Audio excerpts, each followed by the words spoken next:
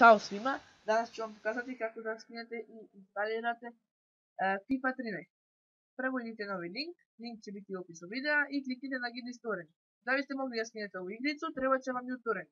Ako nemate, stavit ću link iz uTorrenta u opisu ovog videa.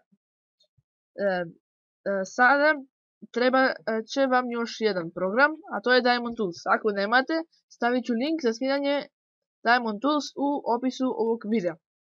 Kada imate sve potrebne programe i imate igricu, idite tamo gdje ste je skinuli.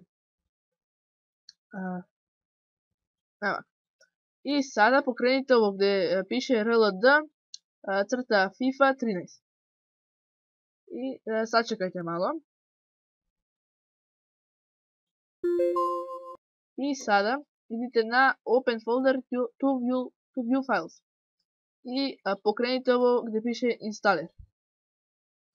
I sada ovdje izaberite gdje hoćete da instalirate igricu.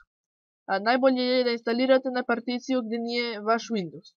Izaberite tamo i idete OK. I onda install. Kada se to instalira, idete na exit.